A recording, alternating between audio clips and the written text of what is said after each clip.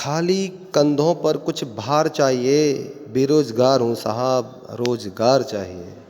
खाली कंधों पर कुछ भार चाहिए, बेरोजगार हूँ साहब रोजगार चाहिए।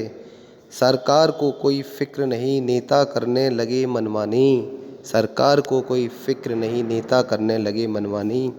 शिक्षा पर मीडिया का जिक्र नहीं, छात्र को पढ़ते पढ़ते बीतने लगी जवानी।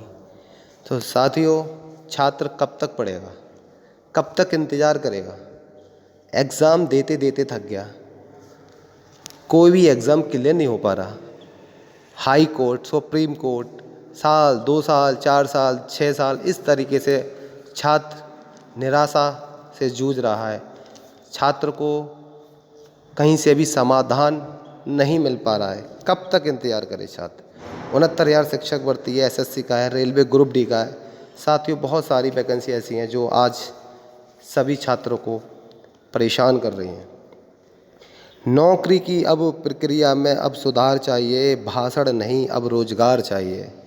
नौकरी की अब प्रक्रिया में अब सुधार चाहिए, भाषण नहीं रोजगार चाहिए। जेब में पैसा नहीं, सिर्फ डिग्री के लिए फिरता हूँ, अपनी नज़रों में गिरता फिरता हूँ। तो इस तरीके की साथियों बातें चल रही हैं। मल्टीमीडिया हमारा जो है, फेसबुक है और हमारा जो यूट्यूब है, बहुत सारे और जो साइट्स हैं उन पर जो इस तरह की बातें चल रही हैं। छात्र निराश है, छात्र चाहता है कि अपनी आवाज़ को सरकार तक पहुंचाना चाहता है। तो साथियों, आपसे मैं गुजारिश करूंगा कि हमें सभी छात्रों की आवाज़ को आप सरकार तक पहुंचाएं, सरकार तक ये बात पहुंचे, जिससे कि हम जो भी छात्र हैं आने वाले समय में या अभी जो छात्र हैं किसी प्रकार से निराश ना हो। देखिए साथियों, इसमें एक लाइन और है, टैलेंट की कमी नहीं है भारत की सड़कों पर। टैलेंट की कमी नहीं है भारत की सड़कों पर, भरोसा तो करो अपने भारत की लड़की लड़कों पर। बहुत अच्छी लाइन है साथियों, ये सरकार तक बात पहुंचनी चाहिए हर कीमत पे साथियों। आगे है, रिक्त पड़े पदों पर नौकरी की बौछार चाहिए। ये छात्रों की मन की भड़ास है साथियों।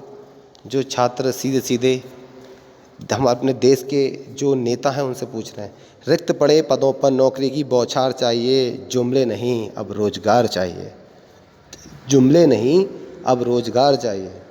छात्र कहाँ से कैसे किस नौकरी के लिए क्या करता है, कहाँ जाके तैयारी करता है, कितना पैसा खर्च करता है, कहाँ से पैसा लाता है, बहुत सारे सवाल हैं। छात्र निराश है, आत्महत्या करने को मजबूर हो रहा है। भाइयों, युवा की आवाज़ है, आप सभी सरकार तक इसको पहुंचाने का प्रयास करें।